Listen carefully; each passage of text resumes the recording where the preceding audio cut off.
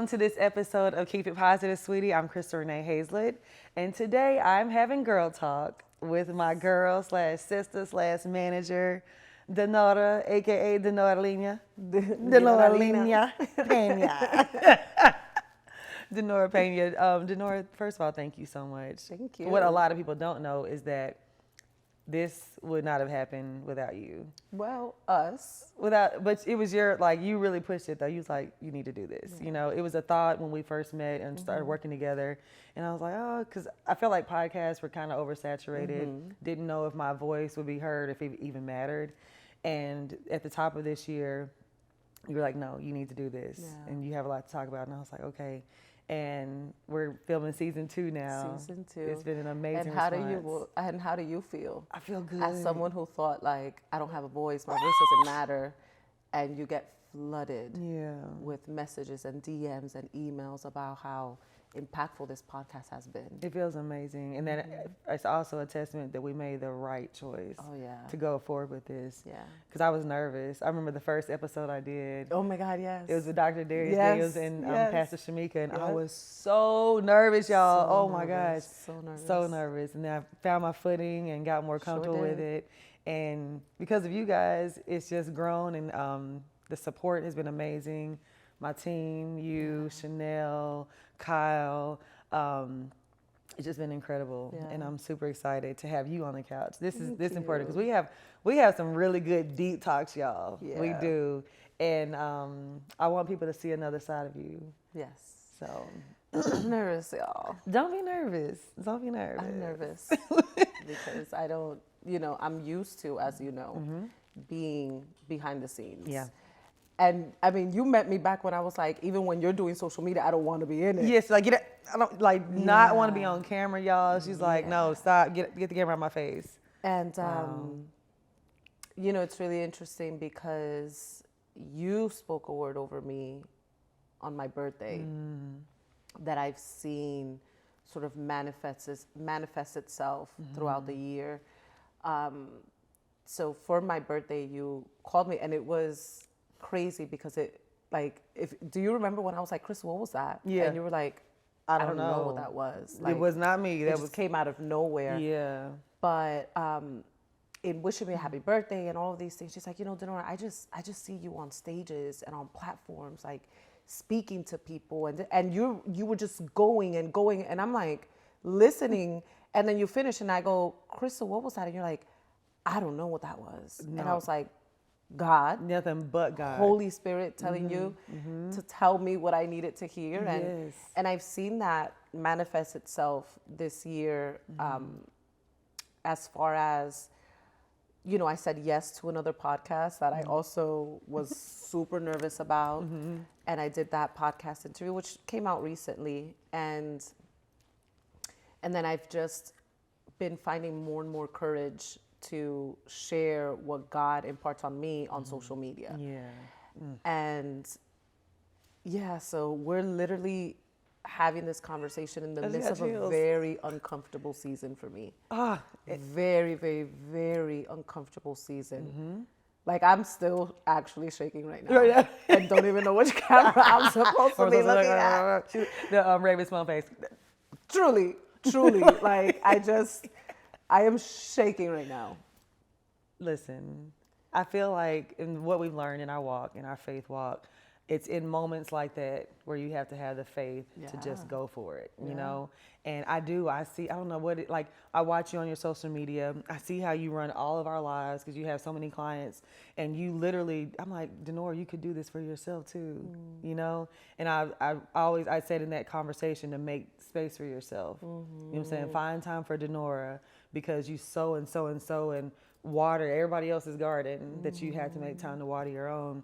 But I think it's in seasons where you're scared to take that next step, or you're shaking on the couch, that God is really saying, just trust me. Yes. I have that thing too, like if I have to speak in public, I literally I get so nervous. I'm like, Lord, just give me the words, speak through me, because I don't know what to say. Like, just speak through me, God.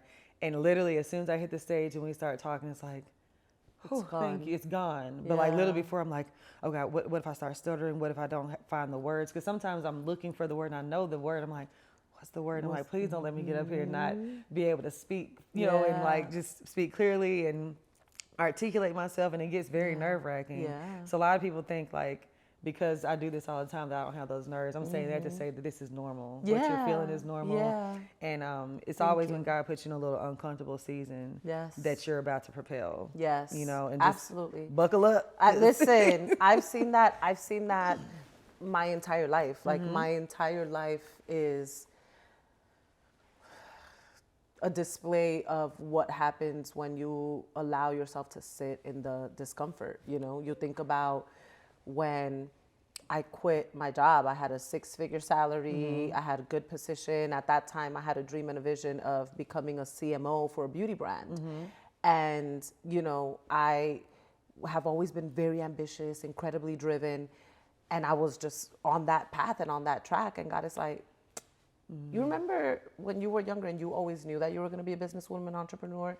I'm going to need you to lean in on that. Oof. And then little by little starts revealing exactly what he wants me to do and how he wants me to do it.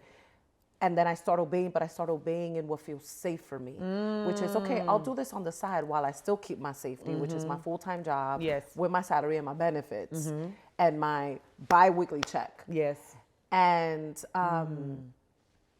he continued, like, fast forward to like me doing it safe. And then he continues to tug at my heart, like, I need to do this. I need to do this. I need to do this. But I'm uncomfortable and I'm feeling like, what do you mean? How do I just quit? I've worked my way up to get to this moment. And what I recognized started happening in my life was that God was literally warning me, like, if you do not do this, I'm going to cause havoc in your life and you're not going to like it. Because now you're making me force you to obey. And he will shake things up. Listen, let me tell you, there were 2 experiences that I had. The first one being, I'll never forget, I was negotiating a deal for 2 of my other clients. And the deal came through from an agency that we had at Shea Moisture. So I was head of influencer marketing and brand partnerships at Shea Moisture. Yes. Our agency that we had hired as a social media agency reached out to me separately as these folks' manager about this deal. And I'm like nervous as I'm negotiating this because I'm like, don't sign as Dinorah. This is when like I would only sign as D. Don't sign as Dinorah. Don't this. Delete your number. And that panic. And I was like, okay, God, I hear you. And then the second time was I was negotiating another deal. And that person, at that time, Shea had already been acquired by Unilever. And so that deal was came in from someone that was at P&G. So we're direct competitors. And I don't know what research that person did. And in an email goes, oh, so did you leave Shea Moisture? And I was like, what? And I was like, okay, God, I hear you. I hear you, because my biggest thing was that I didn't want Rich Lou, who was the founder of Shea Moisture and who recruited me, created this opportunity for me, believed in me. I didn't want him to find out. I wanted to honor him and what he saw in me. And I didn't want him to find out, like, because somebody exposed me. Right. And I was like, God, you know, I hear that you're clearly calling me to do this, but I'm scared. So I'm going to commit to a fast. And at whatever point during that fast, you give me peace about this decision, I promise that I will obey. And my fast was, I got off social and I was only drinking water until like 6 or 7 p.m. to have dinner. Wow. Day 3, I woke up and I thought about, because up until that moment, every time that I would think about quitting, I had a knot in my stomach. And I was scared. Day 3, I woke up and the idea of quitting did not terrify me anymore. And I said, I heard you, God, and I called Rich Lou right away. And Rich Lou's exact words were, Dinorah, you're gonna fucking crush it. Yes. He was like, I hired you and recruited you and poached you because you are entrepreneurial, because you work so hard, because you're a jack of many trades, because of all of this. I knew you would eventually leave me. I just didn't want it to be so soon. Right. But I knew you would eventually leave me. Absolutely. Yeah, and that's what happens. And that's exactly what happened. Wow. I love that. I love that. I, too, had to take a leap of faith when I worked on Capitol Hill. Similar story where I just realized that I was not living my dream. I feel like I had, it's something about when you know that God has something else for you, he starts tugging at your heart, and it's like you're restless. It's like, why can't I like shake this thing? And it's like, deep down in your heart that you have something more to offer the world in a bigger capacity. And sometimes in those moments, it's taking that leap of faith, being scared, jumping blindly, not knowing if you're gonna land on your feet or on your face. Listen, like, you have no idea. Yeah. Where do you think that stems from? Just the doubt, or the because I know Rich, he saw something in you. Yeah. Did you ever see that in yourself, or were you always kind of like, what is he seeing? Why me? So I've always recognized, Dinorah, you are insanely ambitious and you are very driven. I've always recognized that about myself. Like, I earned most likely to succeed in high school. Yes. Like in high school, same thing. Yeah, I've always been very ambitious. And so I recognized. The irony is that growing up, I never thought of myself as a person with any skills. Wow. Or any talent, because we have a different idea of what skills and talent looks like. Everyone does, yeah. Can you sing? Can you dance? Do you play an instrument? Right. Are you, my brother was like All-American in every single sport he ever played. And that was not my story. And so I didn't necessarily, I always recognized the ambition and the drive in me, but never the talent and the gift. And so it was in high school, actually, my English teacher, shout out to Miss McAvoy, who I wonder where she is in the world, but my English teacher, I became the head of the prom committee. Okay. And she was like, at that time I wanted to do journalism. And she was like, Dinorah, what did you say you wanted to do? I was like, journalism. She was like, I feel like you should look into a career in PR or marketing. Like you just have, there's just something that you have. I had never even heard of the word marketing. Right. So I had no idea what it was. And so she had connected me to one of her college friends that worked at Mac, and she told me a little bit about what she did, and then I became intrigued with that. And I was like, okay, yeah, I want to do that. And then that was my initial major, and then they told me I had to take statistics, and I was like, well, the way my math is set up. Ma'am. So what's the alternative? Right. And so then I was like, oh, you know what? I'll do PR and journalism. And so that was what all of my career was. I had a stint in music. I managed, if y'all remember Leah Sunshine, I don't know how old y'all are, but Leah Sunshine from that little flip record. Yeah. So 50 signed her to G Unit. Wow. And I, one of the A&Rs from G Unit who I knew because I had a brief stint in music, I worked at BMI. He was like, Dinorah, I feel like you'd be a really great manager. So he was the one that planted the manager seed first ever. Okay. He's like, I feel like you'd be a really great manager, and we just signed Leah Sunshine, and she needs a manager. Like, you guys should meet. And we met, and I did that for a while, and then I went, back into PR. That's a long-winded way for me to answer your question of, did I? We want the details. Listen, this is good. She's a long-winded mommy, but I recognized my own ambition and my own drive, but I never recognized my own my own actual talent and skill. Great. Yeah. And I think that also has a lot to do. I think your environment has a lot to do with determining whether you recognize that. I didn't necessarily grow up in an environment where, I had parents that affirmed me in that way, and to no fault of theirs, rather than them just, out of sheer ignorance of not understanding that that's something that you should do for a child. That you should tell your children, you're so smart, you're so talented, you're so this, you're so that. So, yeah. That's real. Yeah. Wow. So when you took that leap of faith, I love people to understand that things don't happen overnight. What was your first gig as far as like, when you realized like, okay, this is like, I'm doing what I want to do? I would say the first gig was, that's a really good question, because I would say I had several. Like I did always love everything that I did. Okay. Out of college, I worked at BMI, and I was there for a couple months. And then one of the guy that was a president at a PR agency that I interned for, then ended up hiring me. Like he called me to recruit me. I stay getting recruited. But that speaks to your work ethic and your character. Because if they didn't see something in you, they wouldn't call you back. That's very true. What work ethic you said yesterday that I have? Like, you have to have work ethic like Beyonce. You do. You're Let the record show. You remind me so much. If you watch Beyonce documentaries, you see that she is relentless with her work, and so are you.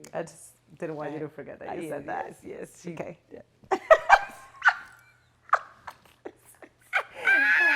But I've always done work that I loved. I have been very fortunate with that. Again, right out of college, I was in the music business, did that for a while. Was recruited by this guy who was the president of an agency that I interned for. He launched his own agency. He recruited me. I worked there. And then actually at that point, then I was there for a couple months. And then I had my first stint at trying to be an entrepreneur. Okay.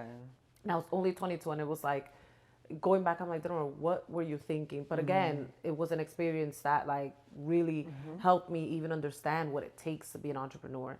And so I did that for maybe a year and a half and 2 years. And I was like, okay, you're broke. You're still living in your mama's basement. And for the first time ever, my mom actually had to start helping. I have paid my own cell phone bill since I was 14. So the first time ever, my mom had to start helping me with my bills because, you know, I was out there like grinding and it was hard. And she and I ended up going back, and I went back to an agency, and actually that was a job that I didn't really like much because I was doing like medical PR, and I was like, this is so boring, but I was desperate and I needed a job. Hello. But then I ended up at the agency where Shea Moisture became my client, and that absolutely changed my life. That's amazing. And definitely my time at Shea Moisture was my most, like, my best memories, my favorite time, the season of my life that I was stretched the most.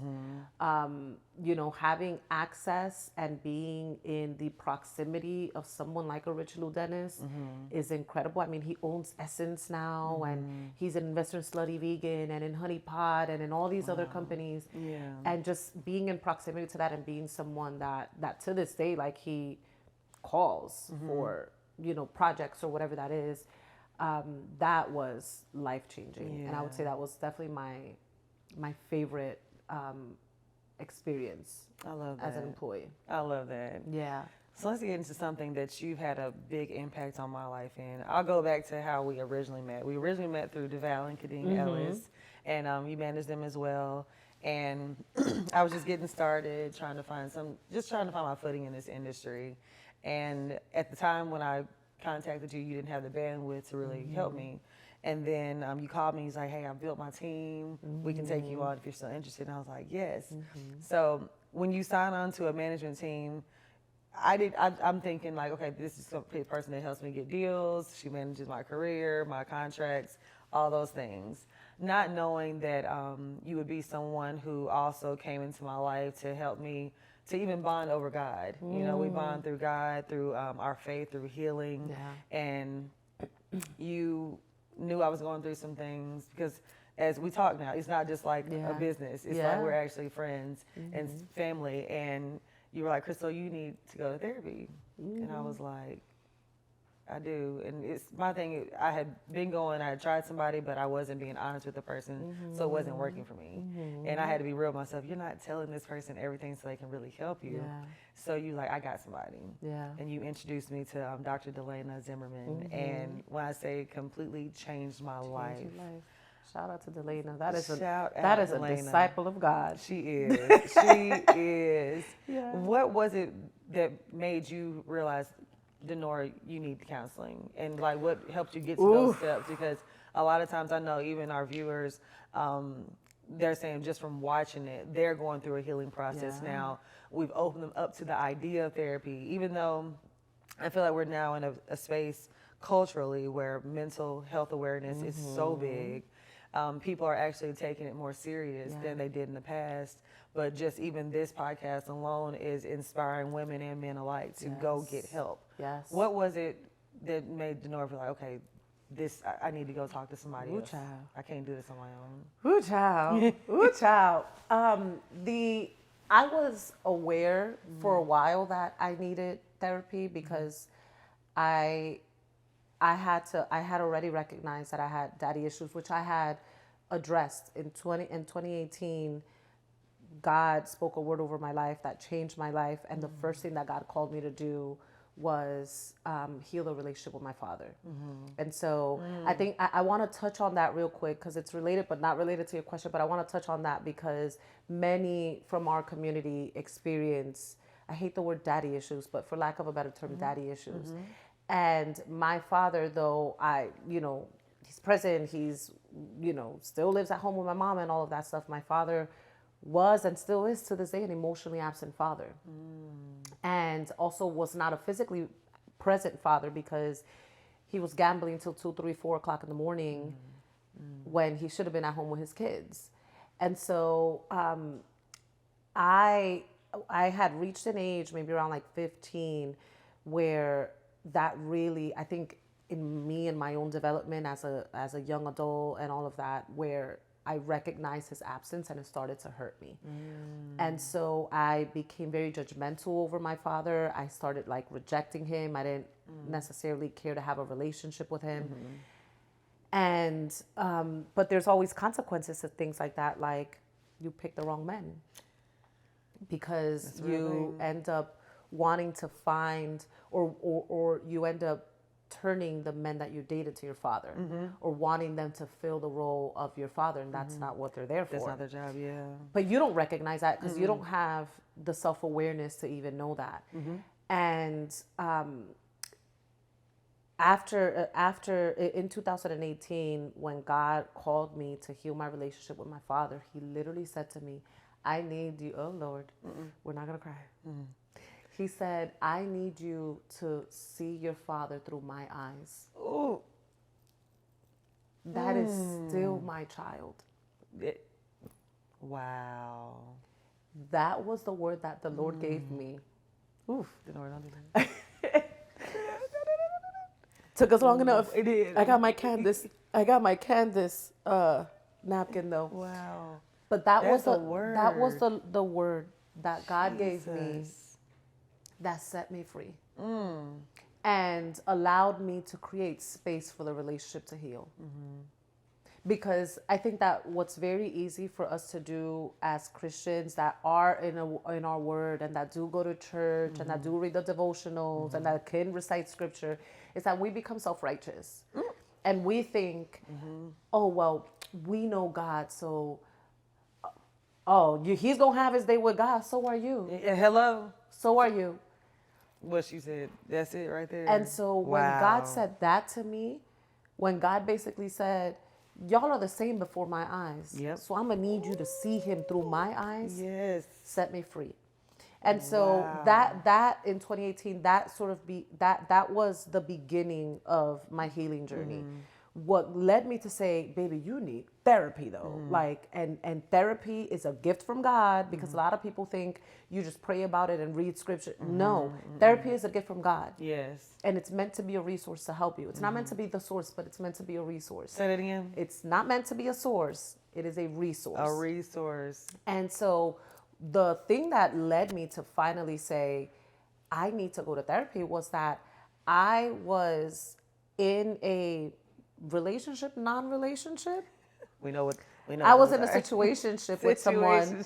I was in a situationship with someone, and it's funny because I had said to him one day, I was like, "You remind me so much of my dad," and he was offended by that because he's like, he knew my story with my dad, and he has 2 children, and he's very present in their lives and all of that. But I didn't understand why, and it was because he is also, or was, because he has the right to have changed. He was so emotionally unavailable as well.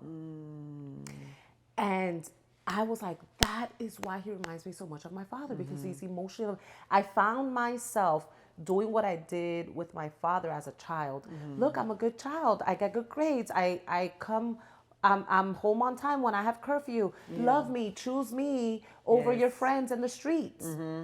I found myself. That's what everyone wants. Listen, doing the same thing with him, wanting to be chosen by him. Wow.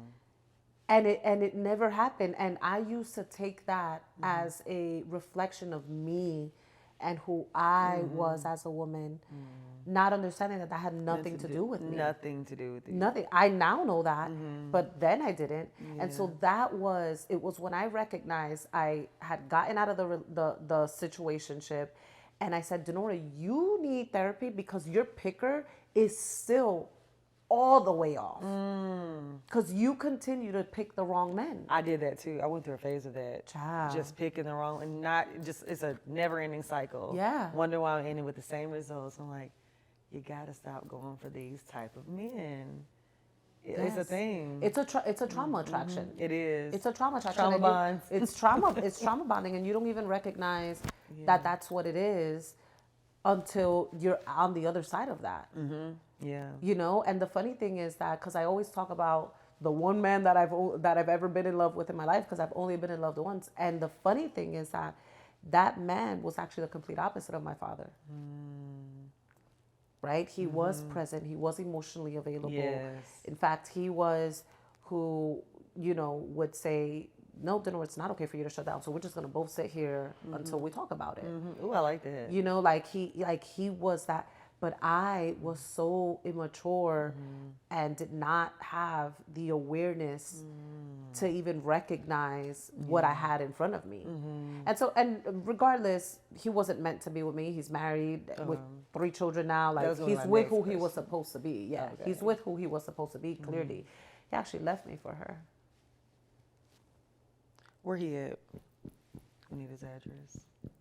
We're going to pull up on you. You know. Wow, that's crazy. His loss. Anyway. Listen, no. But listen, it's so funny because all jokes aside, he made the right decision. Okay.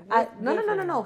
He's with who he was supposed to be with. We had to be in each other's lives because he needed to experience me to be able to recognize her.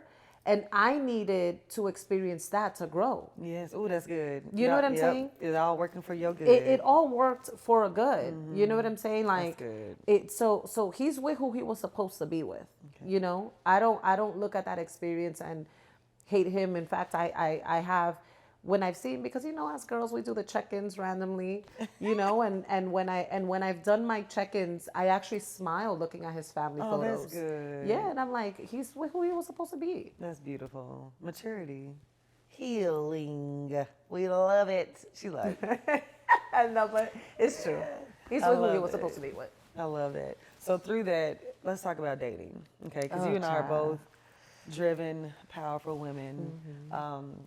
We've talked about dating women of our caliber, the type of men we attract, the type of men that we need in our lives and that we want. How have you been able to balance your career? Because it's you. I haven't. That's real. That's real. I'll cut your question short. I have not. I haven't. Okay. Is that something that you are ready for, that you're open to? Oh my God, yes. Yes. I am desiring and ready to share my life with someone and to start a family. I have, especially now that I'm born and raised in New York, BX stand up. And I now live in California, and I've been in California for 3 years, and I've had to navigate life on my own. Yeah. As a woman that has been family oriented her entire life, who the idea of a weekend is we go to my mom's house and we have parties, and all 23 of my cousins are there with my 45 aunts and uncles, right? And so that's the life that I grew up in, to then make such a drastic change to California, where I had, you know, people that I know and a community of friends, but not family. Yeah. You know, and now I'm like, I want my own family. And I've done the work. You know, again, my healing journey started in 2018, and I've been in therapy for the past 3+ years. So I've done the work and I want it. But dating is hard, and dating as a ambitious, successful woman is even harder. It is. You know, because I think that unfortunately a lot of men, I think, have rested in, well, I provide, and so I bring money, and I bring stability, and I bring this, and I bring that. But how do you show up for a woman that already provides that for herself? It requires for you to step into parts of yourself that you perhaps have not exercised before, or that you had no awareness of. Like, wait, She can take care of her own bills. So what she needs for me to do is provide her an emotionally safe space. Yes. And they're not used to that. And they're not used to that. They're literally used to buying love and just paying, okay, you're taking care of it. Good. Exactly. All right, I'm going to go get this next deal done. Exactly. Yeah, they're so used to that. And some women are okay with that. Yes. You know, but there are women like you and I who need more than that. We need more than that. I don't need you. I don't. Listen, we all want an 8, 10, 9, 10, whatever figure this, and a man that looks like this and that has this. We all want that. But what I need more than I can get those things for myself. Yeah. I can do that thing for myself. What I need to be able to do is I need to be able to rest somewhere. Yeah. I need someone that's going to be able to create an environment for me to flourish. I need somewhere where I can be just soft and where I can exercise all of my femininity with. Yes. As a businesswoman, I am in my masculine 24/7 because I'm often the only woman in the room. I'm often the only person of color in the room, right? And so you kind of walk into and step into environments where you're kind of like automatically like on the defense almost. Absolutely. Right? I need to just walk in and be able to rest and to be able to chill. And you know, something that a revelation that I recently had is that I really want to be with someone who can create a safe space for my inner child. I didn't even know that until recently. Wow, that's good. Because it's so funny because I told you this yesterday, but Catrice, who's, you know, she's my client, but she's also one of my very close friends. I'm like very close with all of my clients' children, and her son, Ashton, he calls me Titi Dinorah. It's the cutest thing ever. And we're on the phone one day and he's like, Titi Dinorah, who's your favorite character, a Smurf character? And Catrice, being funny, she's like, Ashton, she didn't watch the Smurfs growing up. She watched Judge Judy. And so it was hilarious, but it was also true. I've been working since I was 13 years old. Yeah, wow. I didn't have a high school experience of cutting school to go to hooky parties or going to games. I wasn't on a sports team. I wasn't on, like, I've been working since I was 13. Yeah. All I know and all I recognize is work. Yeah. And it was the same thing for me in college. I was in school full time. I was interning full time. At a point, I pledged. We won't even talk about that. And then I was also working full time. I was a retail manager for BB. Oh, wow. I used to love BB. Years, oh, my God. BB and R&B. Remember when we used to pull up in the club with that? Ma'am, every Friday I would go get me a new little dress, a little BB dress, and some, what was the shoe store? Aldo? No, the other one where you can get like buy one, get one half off. Steve Madden? No, it was another one. Baker's. Oh my God, Baker's! Baker's used to have some cute You used to little find shoes. cute shoes at Baker's? What? Them heels, girl, yes. I was an Aldo I was girl. on a budget. I liked Aldo too, but I love me some BB. I love Steve Madden too. Yes. Steve Madden was the one. Maybe those strappies are still legit. But yeah, I mean, my entire life has been work. And so I recently recognized, like, and I've had friends, like, you know, DeVal, for instance, has told me 1,000 times over the years, like, Dinorah, you're too rigid, you're too rigid, you're too rigid, you're too rigid, right? And so I want to be with someone who can create a safe space for me to experience some of that that stuff that I didn't experience as a child. I love it. Absolutely. Do you find it hard transitioning from work and having to be that masculine person and the boss that you are and take no shit from anybody to, like, if you are dating someone, then becoming soft? Is it like a light switch, or are you able to? I'm easily able to transition. Oh, good. Because some people I know that they can't, like, really turn it off. Yeah. No, I am easily able to transition. I think one thing that if you were to ask the men that I've dated, what's one thing that you loved about Dinorah? I feel like every single one of them would say the way that she took care of me. I'm very, very, very nurturing. Yes. And so I love to serve and to take care of people. Where that has been an issue in previous relationships, and I'm just going to be real, I was the realest man in the house. So, like, my thing is, like, if you're going to be a man, my guy. Be a man about it, please. Like Beyonce said, She said, I'm the only lady, yet I'm still the realest nigga in the room. Truly. That's crazy. Everybody's probably like, I was the realest. Like, my brother makes joke. My brother made a joke before. He was like, there's 3 men here, and my sister's the realest one. Like, period. Sir, I need you to step up, sir. I'm gonna need you to be a man. Like, and the one thing, ooh, I feel my triggers going off. Pew, pew, pew. Don't. Ooh. Oh. I'm triggered. Need a stress ball. Kyle, I'm triggered. Smile at her, Kyle. Why do we go here? Smile at me, Kyle. Smile at me, Kyle. Issa Rae, you can get it. Listen. Please do not be the man talking about I'm the man and batting your chest and wanting to split bills with a woman. Okay. Into that, this is that's all, folks.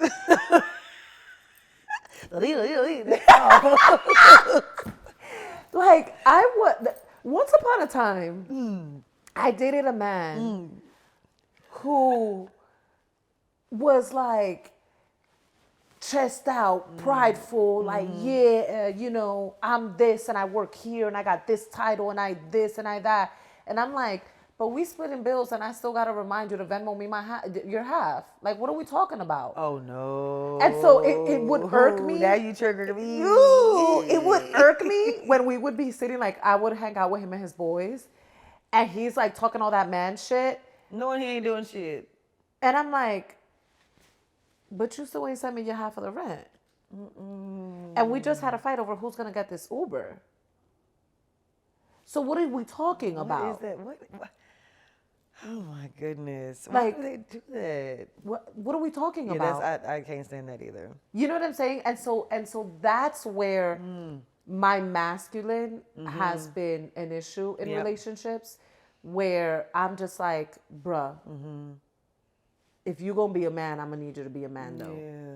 Wow. You know what I'm saying? Like, I'm like down to simple things, but like that might mean and I will admit I'm the woman that subscribes to gender roles, so this may or may not relate to some of you, but like, why am I taking out the trash? Oh yeah. No. And so if you are creating an environment where my masculine has to be present, then don't be mad at me when I have to be the man in the house. Hello.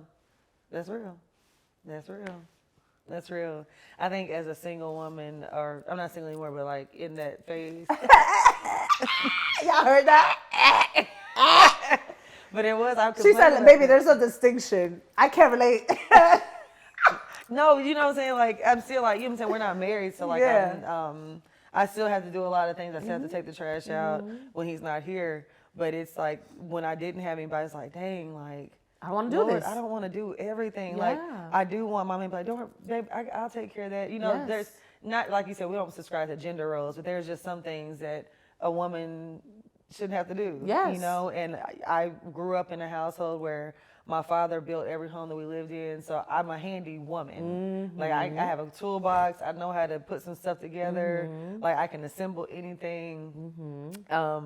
But I don't want to have to do that all the time. You know, like, have to get a ladder and change the lights and take the trash out, fix the garbage disposal. Every day it's something else. And it all falls on you. Everything. I just had that experience because I recently moved, and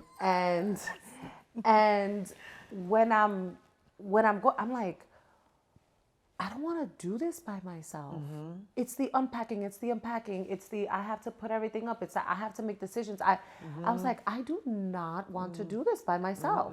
It's a lot. You know, and let the record show that I'm not doing it.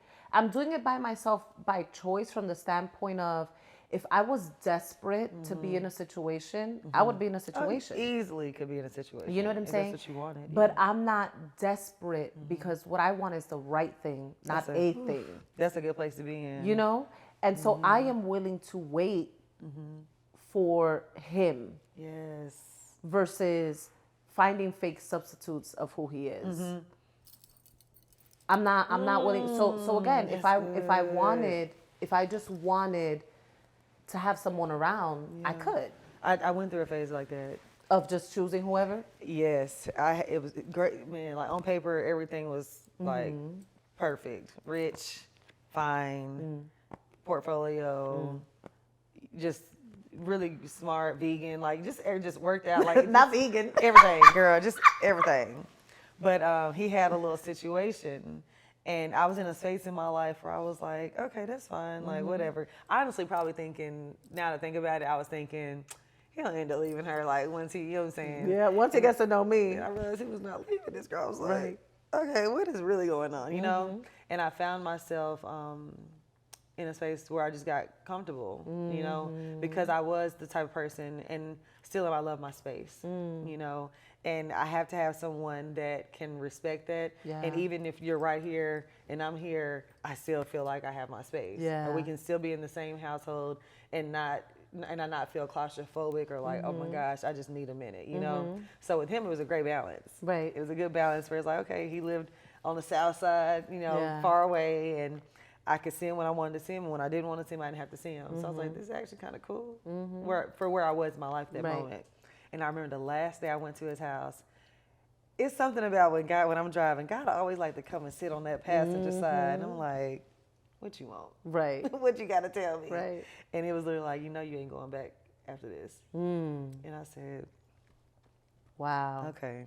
And it was literally, the whole time I was there, I was just like, it was like a light. It almost like it left your body. It literally left my body. Yeah. I was like, I'm good. I love those experiences like that. Oh my God. I love when that happens.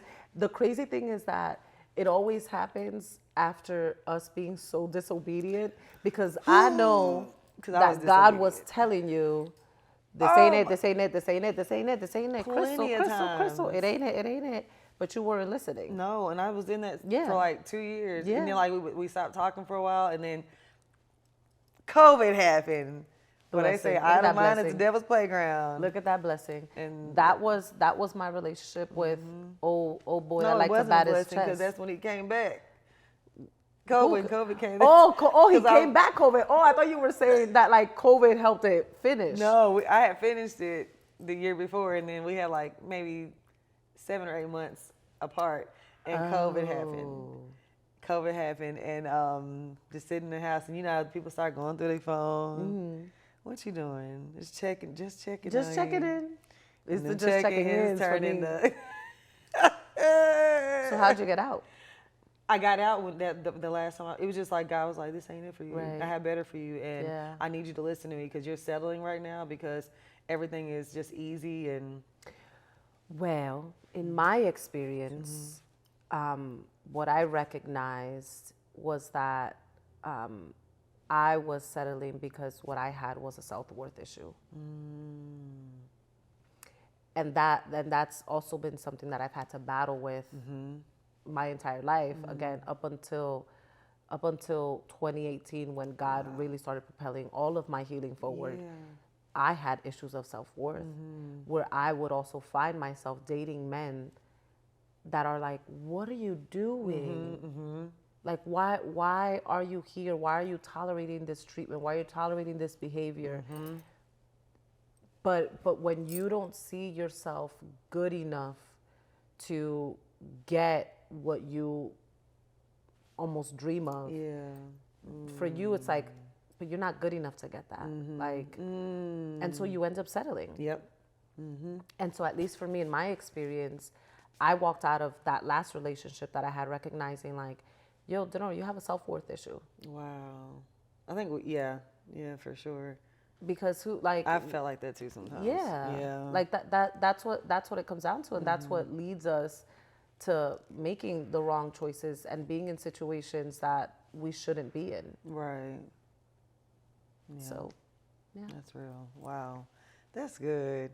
So we talked about our dating, we talked about our walk, we talked about our therapy. Our non-existent dating, at least for me. Bad for you. She's taken. She said I can't relate. Yeah, I can't. I can't. Sorry. Yeah. No. Can't relate. You know, but even dating, it's still, ups and downs, getting to know someone.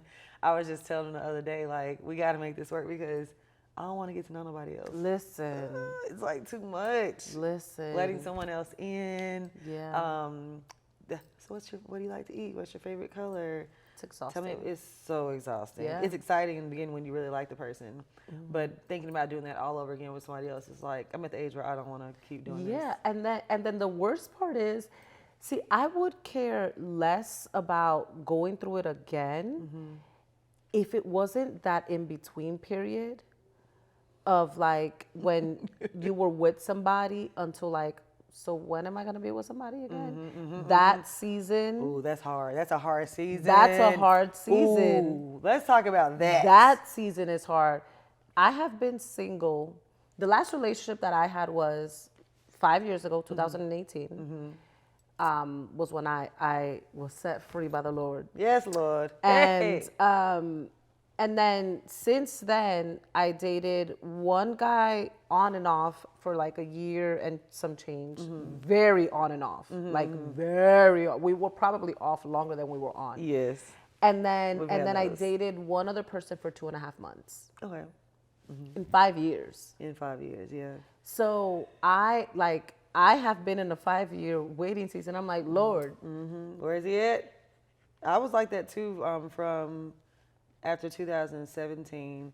And a part of that, my job just did not give me the time or the space. And I said, I feel like sometimes with careers, we sacrifice a lot as women. Oh, yeah. Men, I feel like they can kind of, it works in their favor when they're career-driven men. But for women, when we're career-driven and successful, it's hard for us to find that balance, especially if you're like I was in a service-based industry where I'm styling and I'm literally at this person's beck and call 24/7.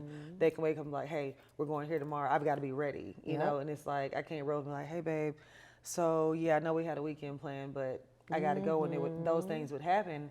And I was like, and he was, at the time, he was like super supportive, the guy I was dating. But I realized like after, I was like, it just didn't feel fair, Right, you know? right. So I went through years where I would meet people and it just was like, you can't really go anywhere because I don't know what's going to happen. I may have, I'm off for a while. Then tomorrow the whole thing changes. And it's like, wait, I thought we had time. Do you look at those years with regret from the standpoint that you're like, damn, I should have chosen myself and my love life, but I've struggled with it. Yes. Yeah. Even with kids. Yeah. Like that, the latter part of your 30s. You know, I spent the last 5-6 years literally like committing myself to another person's life. You know, and the only thing that I regret. That's the only thing where I struggle. Like, dang, like I probably could have been married, or I may have missed out on something. But then I also go back to whatever's for you won't miss you. Yeah. And everything that I've gained, the knowledge, the life that I've earned, and everything that I've learned in these moments, the places I've seen, they make up for all that. And I know if God has it in the cards for me to have children or to get married, it's going to happen. And it'll be more amazing than what I thought it would have been those past few years, or what I thought maybe I was missing, you know.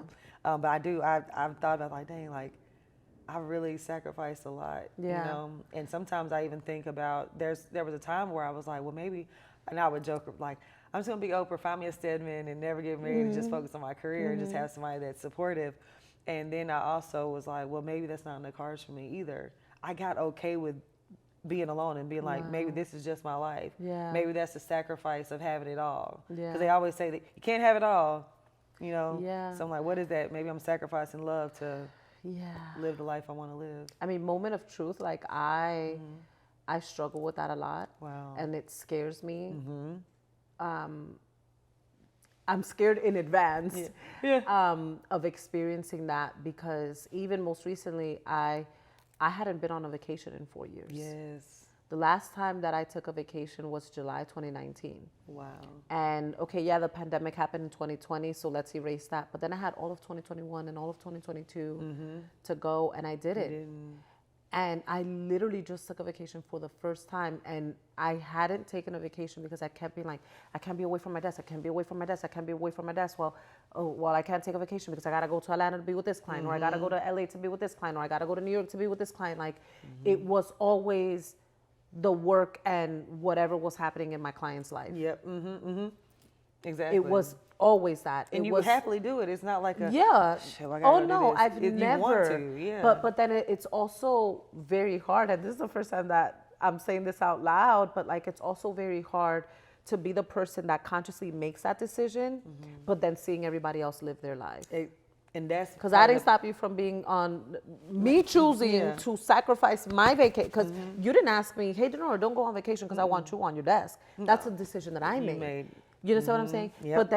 But then when I have employees that have no issue requesting their paid time off, or seeing my clients living their best lives, I'm like, Dinorah. That's the part of that phone call when I was like, take time for yourself. Yeah. That's the part of it, because I know you got to recharge. You're doing too much for everybody. For everybody. And I don't do, and still that's something that like my Delana, our therapist, is trying to, you know, get me through. Yeah. The fact that, like, because you do so much for everyone else, what do you do to take care of Dinorah? Do you do like spa days? Exercise, like what is it that you find time to this is Dinorah's time? Yeah, so I love to work out, and I do that usually at night. I do go to, there's this spot in West Hollywood called Pause where I can go and get like float therapy and sauna and cold plunges and all that, so I like to do that. What is your mind reset? Because you have a million things going on. When do you take time to just be like, phone on Do Not Disturb? Like, I need this time. I don't. Are you serious?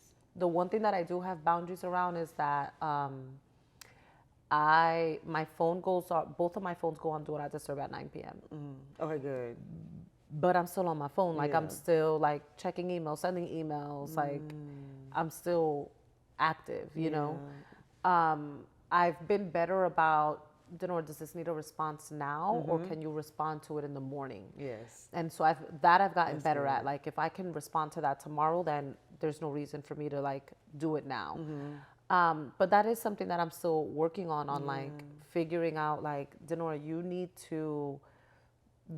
to see your identity outside of work. You know, you need to see yourself outside of this. You do. Right? So I've taken like an interest in wanting to learn tennis. So I'm hoping to like start tennis lessons. You're gonna love it. So that's I'd like to do. But I mean that's still a space where I need to create more space for myself. What I will tell you though is I really like myself. That's good. Because everybody talks about, self-love. Self-love is important, but I like myself. Like I had this moment, Saturday, where I, you know, again, so I recently moved and so I'm still doing things, right? Like I still have to pick up this and take this down and return the Wi-Fi from the old house. Like I'm still doing all of this. And I'm like doing all of this, running all these errands. And I'm like in the car, literally laughing with myself. I'm turning on music. I'm acting out the music. Like, and I had this moment where I was like, I really enjoy my own company. Like I really enjoy myself. Yeah, same. You know, and I'm doing all those things and I'm getting back at home and I had to work for actually like an hour or so finishing up like all the stuff for this, for the taping for this. And then I went back to run my errands. I did my pedicure. Like I did all my things and I'm like, wow, it's so important. And I almost got on the ground to talk about this, but it's so important to just like yourself, to enjoy your own company. It is. To know yourself enough to like even know like what music I'm craving or should I actually sit in silence today and not listen to anything. Like I love that I have through my healing gotten to a place where I like myself. I love that. I like you too. Thank you. A lot. I like you. And then you hear like, you know, sometimes you have guests and they'll be like, oh, it's like when they gonna leave. I can share my space with you. Thank You're you. a guest that like. That's because we're both very similar. We're like, I'm gonna go to my space and isolate, and you're gonna go to yours. We're like It very works. similar. We in that. are. Yeah. I love that. Yes. I love it. I love it. So, in closing, I'm going to challenge you to make time for yourself. Yes. I'm going to do check-ins like, hey, Dinorah, what have you done for yourself lately? And I want you to prioritize that because you prioritize everyone else in your life. And I know that's a part of the gig, that's your job, but you can't pour from an empty cup. Yeah. You know, and I really want you to find time to really take care of yourself because you can get burned out really fast in this industry. You're growing. It's not slowing down anytime soon. Yes. And also make space for yourself so that you can have room to create your own. Okay? My own. Because I need you to platform, to be ready to step out. Okay? Yes. Because that's a part of it. Yeah. That's that alone time to really curate what it is that you want to do and to find that time. Because if you're constantly like, gotta make sure Chris is right, gotta make sure Dad Kenny right, gotta make sure Kenna's right, gotta make sure Latrice's right, and everybody else, it's like, when does, like, okay, I need to make sure Dinorah's right. Yeah. You know, so I want to challenge you to do that. Thank you. You're welcome. I love you. Receive that. I love you.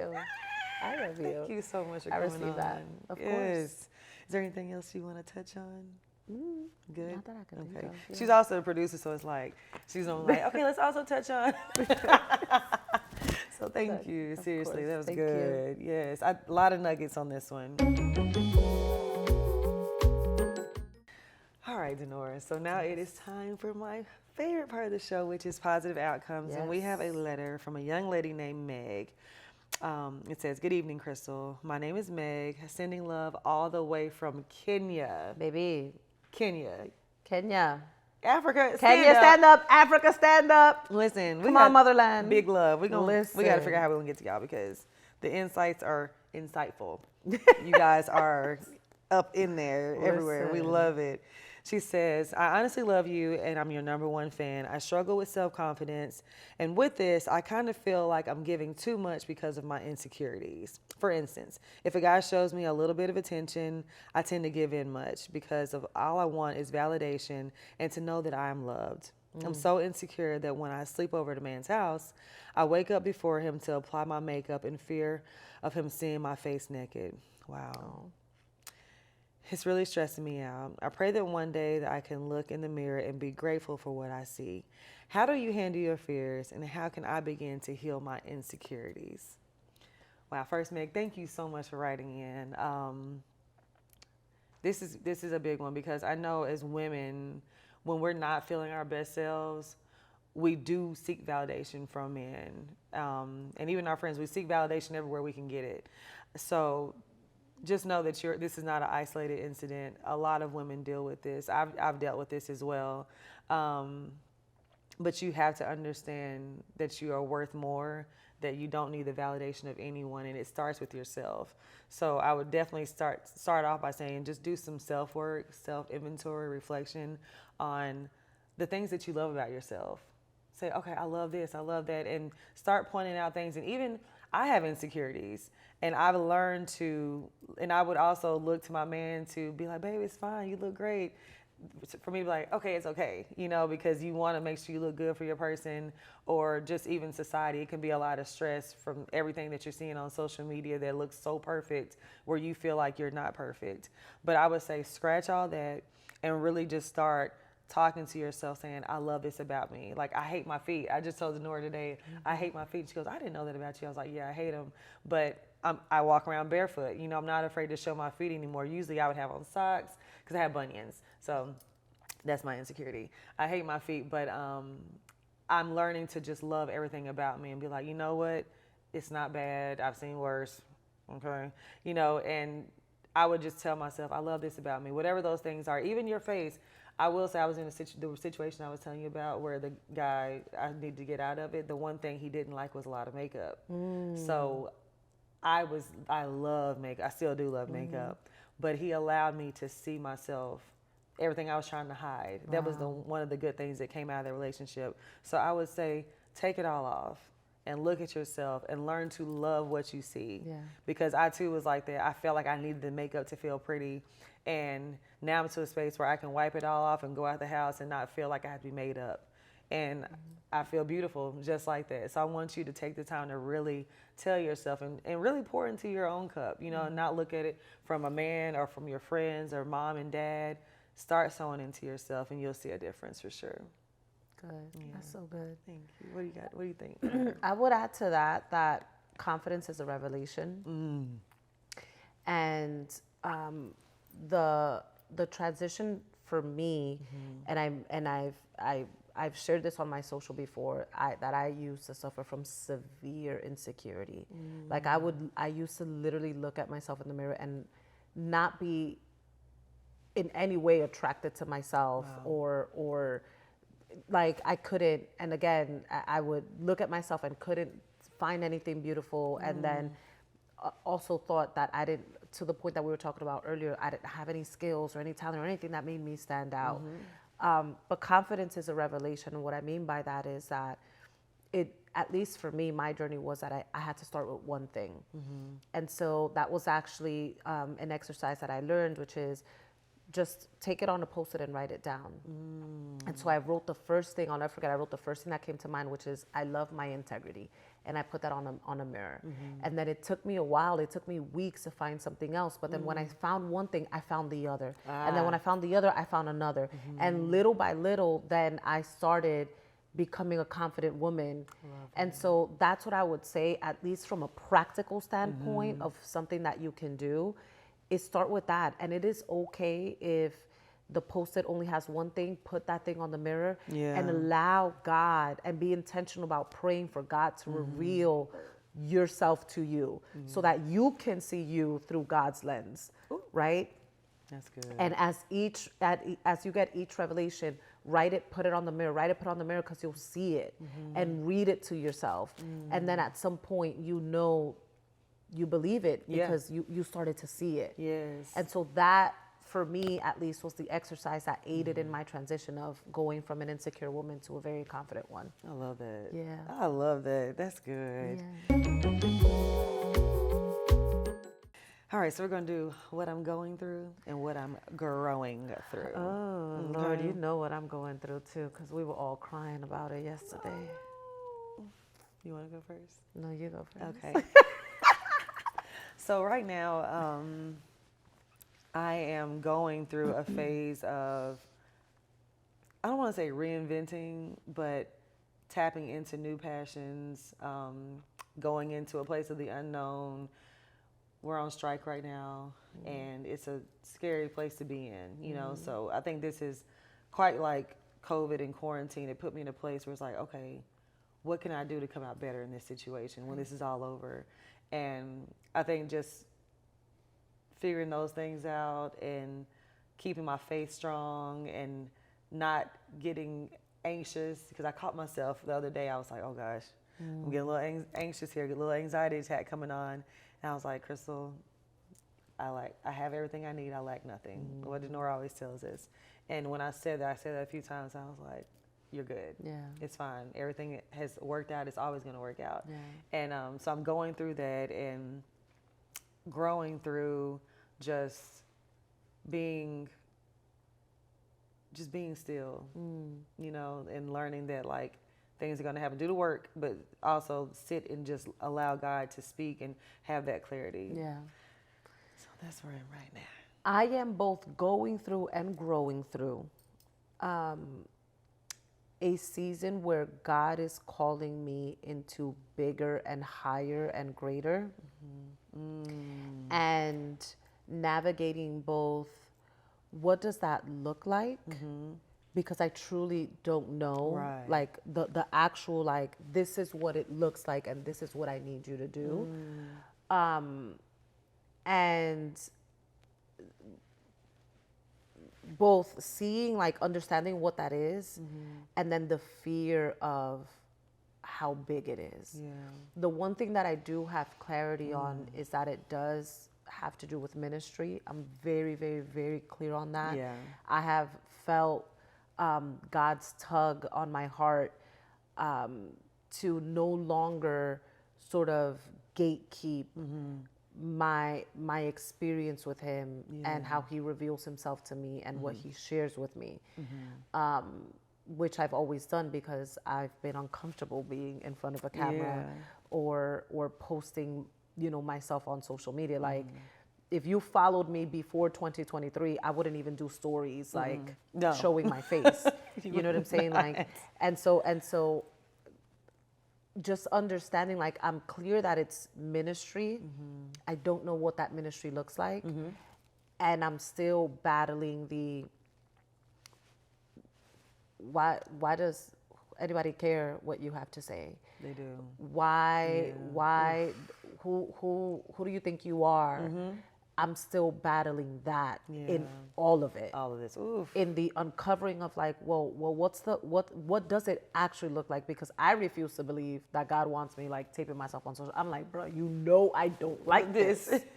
So I refuse to believe that that's what it is. That's what you want from me, I just know that it's in ministry. I don't know what it looks like. Wow. And so that is both what I'm going through and what I'm growing through. I love that. And God has sent people to affirm that that's what it is, and that God is calling me outside of my box. Shout out to Pastor Stephanie Ike, who gave me a word that to this day, I played it for Crystal yesterday, and I like bawled. And I got this word, a month ago? Wow. And I'm still bawling over it. I still listen to it every single day.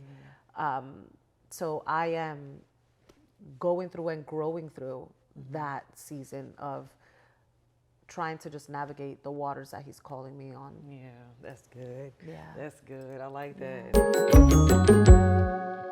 So we do the keep it blank, sweetie. For this episode, I'm going to say, keep it faithful, sweetie. Because I'm in a very faith-driven season of my life where it's being tested. So I would say, keep it faithful, sweetie. I'm going to say, keep it obedient, sweetie. I will say that my life over the past 5 years is a testimony to the result of being obedient. That's not to say that I'm perfect, because I'm not, and that's also not to say that I have not been disobedient, because I have. But in the things that I have been obedient in, I have seen God's grace and mercy and favor all over it. Wow. And so I will say, keep it obedient, sweetie. I love that. I love it. Yeah. Dinorah! Cristalina. Cristalina. Oh my gosh, this is amazing. I no longer have, like, I was shaking for like the first 15 minutes. Oh, you listen, they'll never know. They'll never know. You are amazing. Thank you so much. For having me. Thank you for sharing your platform. Yes. And I also want to say, it's been beautiful to watch your evolution. I'm gonna start crying. Don't you do it. I met Crystal as a very, very, very guarded woman. Oh God. Yeah. Very guarded.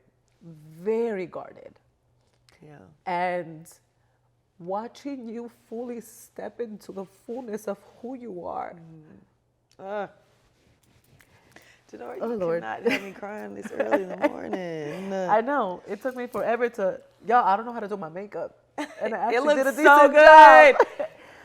But oh my gosh, watching you step into the fullness of who you are as a woman, and seeing the actual transition of you being a woman who was so closed off. I remember I would even say, like, damn, like almost struggling in our relationship, because I felt like, damn, I'm so close to everybody else, but I feel like I can't break through Crystal. Like I can't break through Crystal. And again, so guarded. If I ran my business differently, that wouldn't matter. But I don't run this business the way that Hollywood runs it. No, you do not. I don't manage the way that people manage. That's what I love about you. And so for me, having a degree of closeness with you and intimacy with you and everybody else is very important to me. And I remember just feeling like, damn, I can't break through. And there was something about this year I don't know what encounter you had. I mean, we've talked, but I feel there was a switch. It was, yeah. There was a switch for you that it was literally almost as if you woke up and you decided, I no longer want to live like this. Yeah. And I'll never forget when we recorded season 1, you made a comment. You said, it just feels so good to feel like myself. Yes.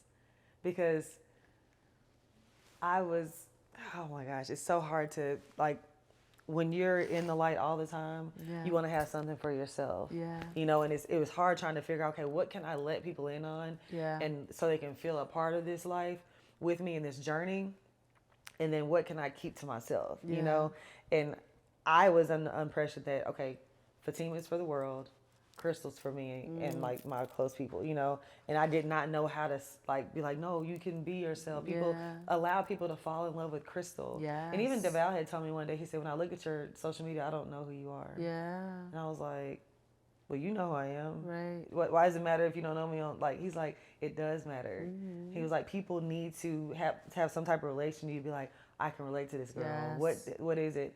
And I think through me, I'm very guarded with people, you know, especially like how we are now. Like, it takes me a minute to like really, and I think too, I didn't know like, okay, is this just business?